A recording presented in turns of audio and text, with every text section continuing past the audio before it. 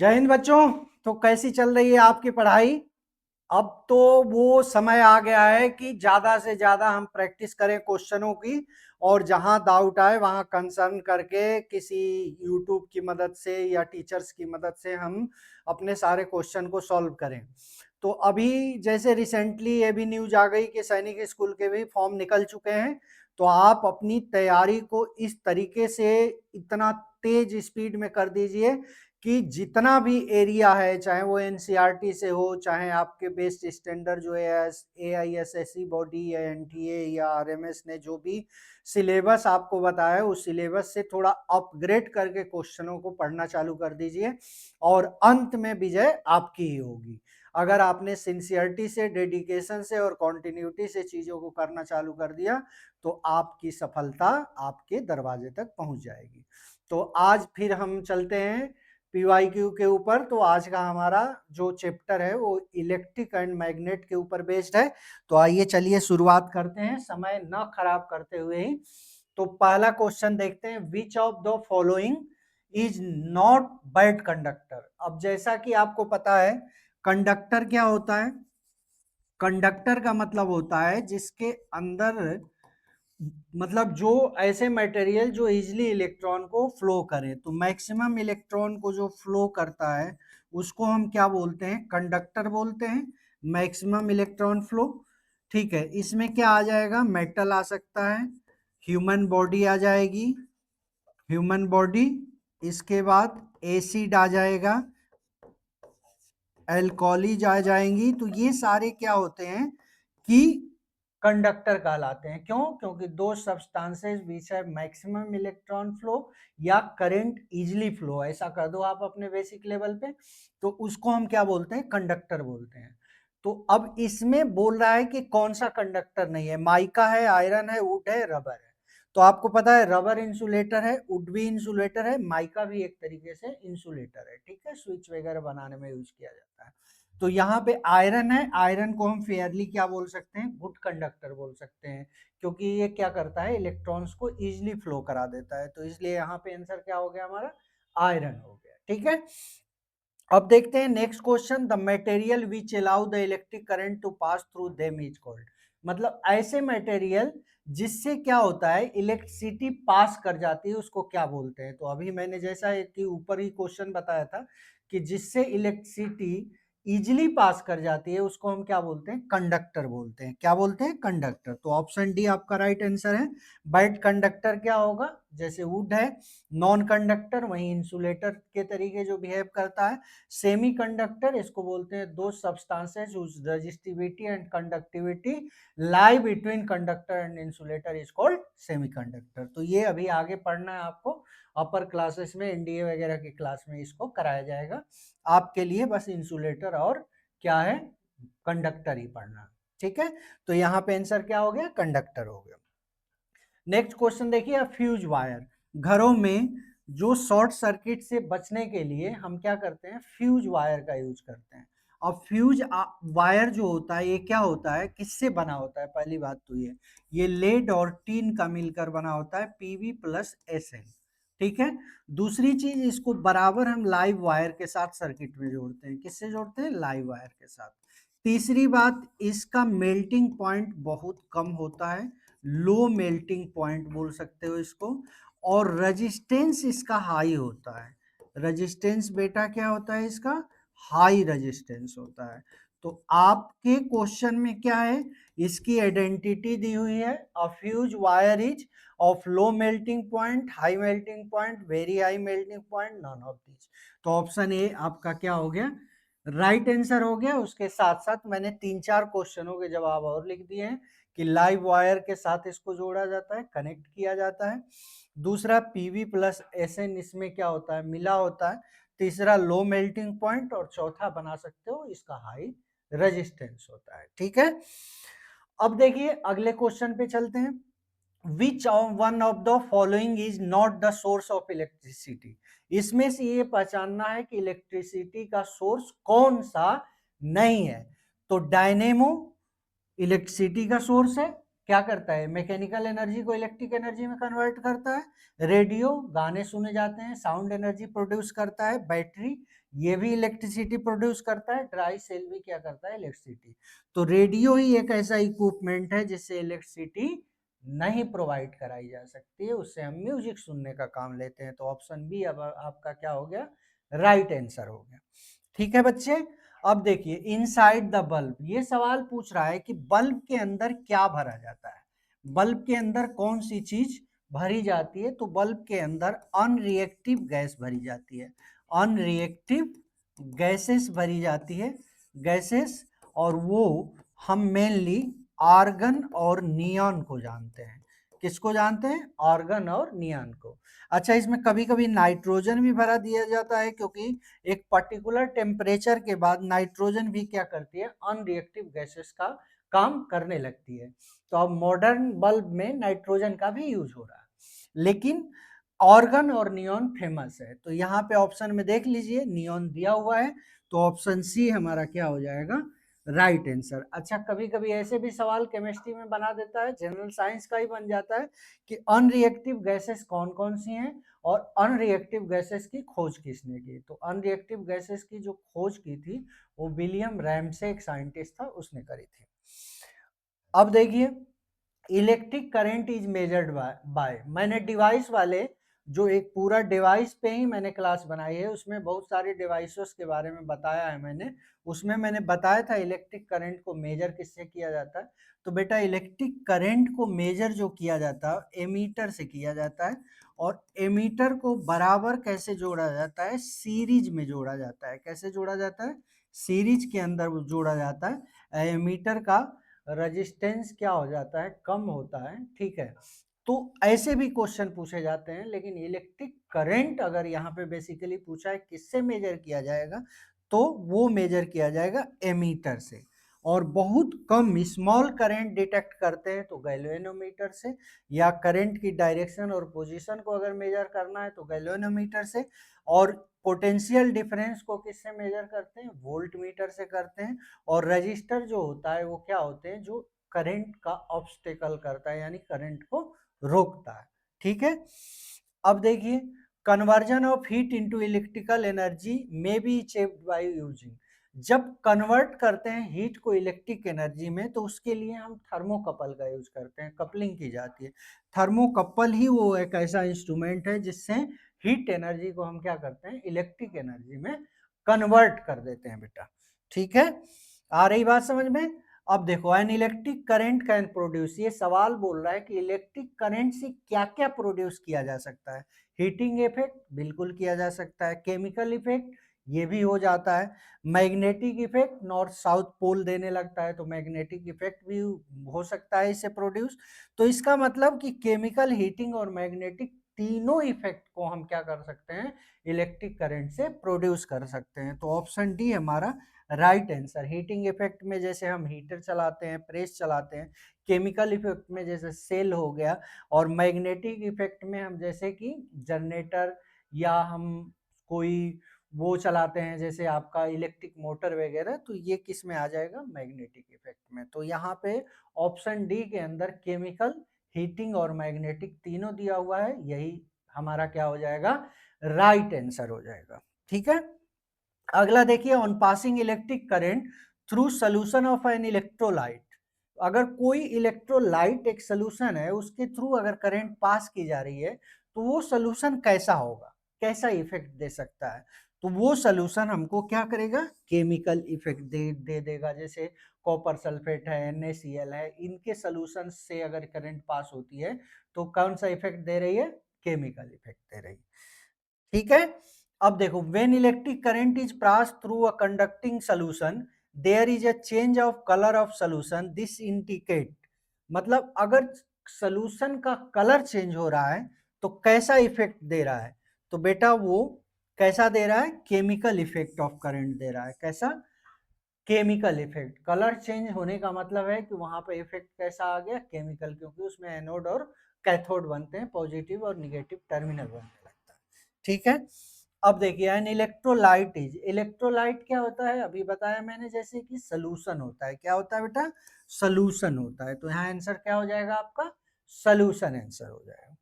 अब देखिए the solution that can conduct electricity is of. इसमें से पहचानना है कि ये किसका सोल्यूशन इलेक्ट्रिसिटी को क्या कर सकता है, कंडक्ट कर सकता है। Pure water, water and acid solution, wire. तो वाटर और एसिड का जो सोल्यूशन होता है वो क्या करेगा, इलेक्ट्रिसिटी को क्या कर सकता है, कंडक्ट कर सकता है, वाटर और एसिड का सोल्यूशन। ठीक है, अब देखिए, which one of the following solution will not conduct electricity. इसमें से ये बताना है कि कौन सा इलेक्ट्रिसिटी को कंडक्ट नहीं कर सकता। देखो लेमन जूस है, ठीक है, तो ये क्या होता है, एसिड होता है। विनेगर भी क्या होता है, एसिड होता है। टैप वाटर, इसमें इम्प्योरिटीज मिली होती है, साल्ट होता है। तो ये तीनों क्या कर सकते हैं, इलेक्ट्रिसिटी को कंडक्ट कर सकते हैं। लेकिन वेजिटेबल ऑयल के अंदर इम्प्योरिटीज नहीं होती है, तो ये क्या करेगा, इलेक्ट्रिसिटी को कंडक्ट नहीं करेगा। तो ऑप्शन डी हमारा क्या हो जाएगा बेटा, राइट आंसर हो जाएगा। ठीक है, अब देखिए next question, the presence of small amount of impurities makes water. अगर हम किसी स्मॉल अमाउंट ऑफ वाटर के अंदर कुछ इम्प्योरिटीज मिला दें, जैसे सोडियम क्लोराइड कोई साल्ट मिला दें या सोडियम बाइकार्बोनेट मिला दें, ठीक है, तो इन चीजों से उसके अंदर आयंस की क्वांटिटी क्या होती है, बढ़ जाती है, जिसकी वजह से वो इलेक्ट्रिसिटी को कंडक्ट करने लगता है। तो ये गुड सोर्स बन जाता है इलेक्ट्रिसिटी का। तो ऑप्शन ए है गुड कंडक्टर ऑफ इलेक्ट्रिसिटी। ठीक है, अब देखिए next question, which of the following solution will not make the bulb glow. Bulb को ग्लो कौन सा सोल्यूशन इसमें नहीं कर सकता, सोडियम क्लोराइड बिल्कुल करेगा क्योंकि इसमें आयंस हैं। कॉपर सल्फेट, इसमें भी CuSO4 हो गया। और सिल्वर नाइट्रेट ये भी करेगा। देखो सोडियम क्लोराइड है, तो सोडियम क्लोराइड को क्या बोलते हैं हम लोग, NaCl, तो इसमें प्लस माइनस बनने लगा। कॉपर सल्फेट CuSO4 हो गया, सिल्वर नाइट्रेट AgNO3 हो गया। तो इन सब में आयंस क्या होंगे, बनना चालू हो जाएंगे। लेकिन शुगर सोल्यूशन जो डाइल्यूट वाटर का है, इसमें आयंस नहीं फॉर्म होगा, तो ये बल्ब को ग्लो नहीं कर सकता क्योंकि इस पे टर्मिनल नहीं बनेंगे। तो ऑप्शन डी हमारा क्या हो गया, राइट आंसर हो गया। ठीक है बच्चे, अब देखिए नेक्स्ट क्वेश्चन देखते हैं, the process of depositing a thin layer of any superior metal over an object of a cheaper metal with the help of electricity है। जैसे मान लो कि किसी नॉर्मल मेटल, कोई आयरन है, और आयरन के ऊपर हमने सिल्वर या गोल्ड की पॉलिश करनी है। तो गोल्ड की पॉलिश कर देंगे तो इसके ऊपर एक बहुत पतली सी लेयर क्या होती है, बन जाती है। और उस लेयर की वजह से वो बहुत चमकदार दिखाई देता है, जिसको हम लोग आजकल आर्टिफिशियल ज्वेलरी बोलते हैं। तो आर्टिफिशियल ज्वेलरी बनाने के लिए उसके ऊपर क्या किया जाता है, एक कोटिंग की जाती है, और उस टेक्निक को हम इलेक्ट्रोप्लेटिंग बोलते हैं। क्या बोलते हैं बेटा, इलेक्ट्रोप्लेटिंग बोलते हैं। ऑप्शन सी हमारा क्या हो गया, राइट आंसर हो गया। ठीक है, नेक्स्ट क्वेश्चन देखिए, which of the following metal is used in electroplating to make object appear shining. अब उस पे ज्यादा शाइनिंग के लिए हम किस मेटल का यूज करते हैं, तो क्रोमियम एक मेटल होता है जिसका यूज हम क्या करते हैं, शाइनिंग के लिए करते हैं। और ज्यादातर हम जब वो करते हैं तो उसके लिए गैल्वेनाइजेशन जैसे करते हैं या प्रोसेस ऑफ इलेक्ट्रोप्लेटिंग करते हैं, तो उसमें अलग अलग मेटल्स का हम यूज करते हैं। लेकिन अगर शाइनिंग के लिए इलेक्ट्रोप्लेटिंग करते हैं तो उसके लिए हम क्या करते हैं, क्रोमियम का यूज करते हैं। किसका यूज करते हैं, क्रोमियम का।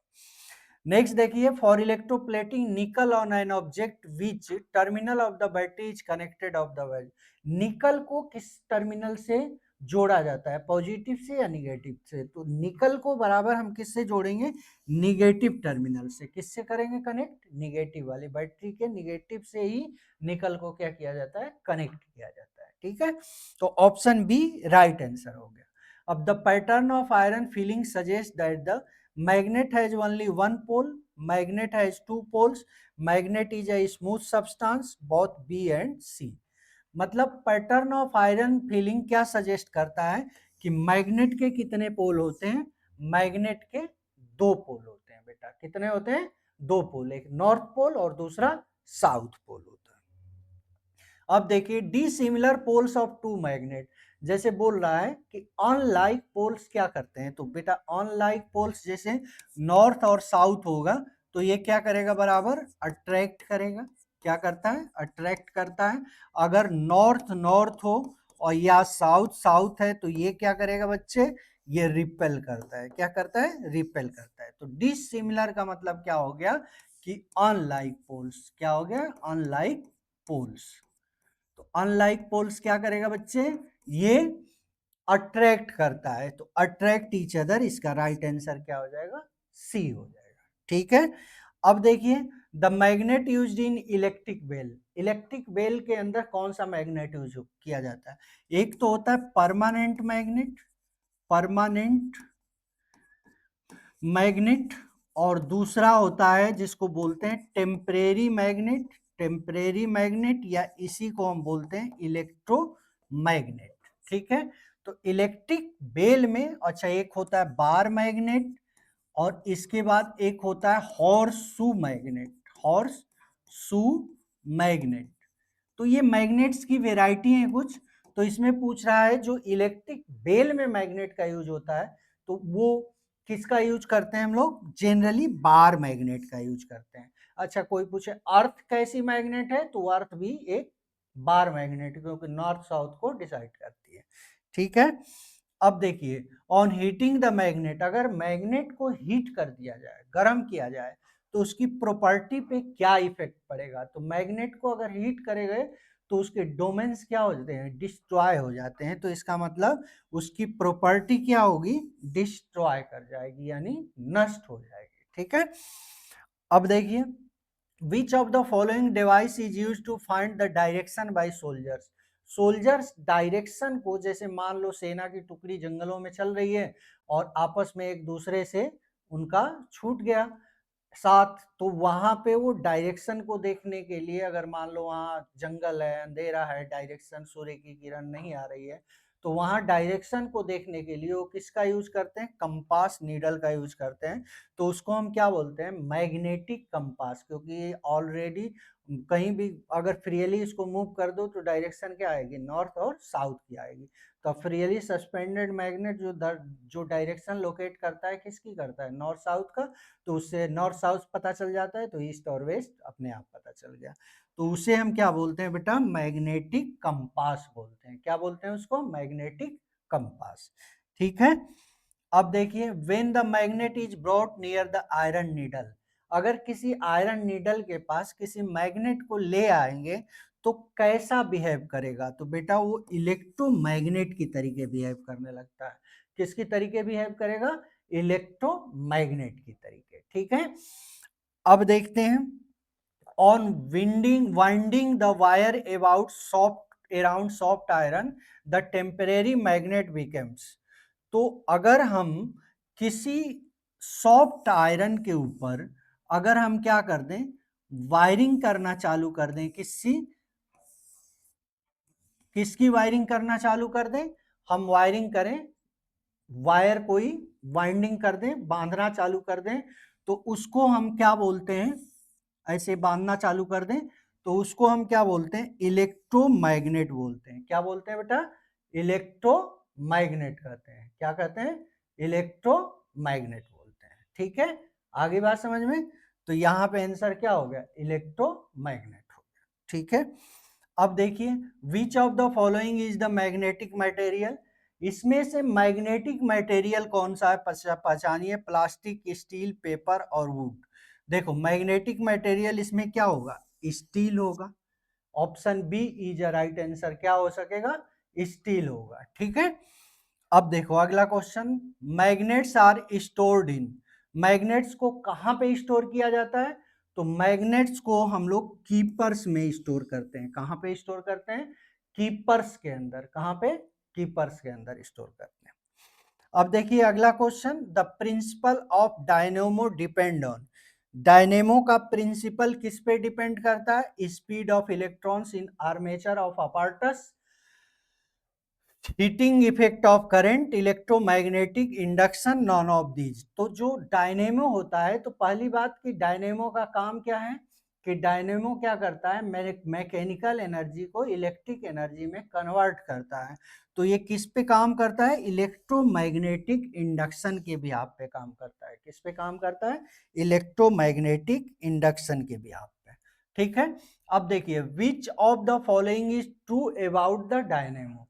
अब डायनेमो के बारे में क्या इसमें सही है कि this convert mechanical energy into electrical energy. अभी मैंने आपको बता दिया कि मैकेनिकल एनर्जी को इलेक्ट्रिक एनर्जी में कन्वर्ट करने का काम कौन करता है बेटा, डायनेमो करता है, या जिसे आप लोकल लैंग्वेज में जनरेटर भी बोलते हो। तो जनरेटर का काम क्या होता है, इलेक्ट्रिसिटी को प्रोड्यूस करना। वैसे ही उसमें होता क्या है, एक्चुअल में वो डायनेमो होता है। तो डायनेमो क्या करता है, मैकेनिकल एनर्जी को इलेक्ट्रिक एनर्जी में कन्वर्ट करता है।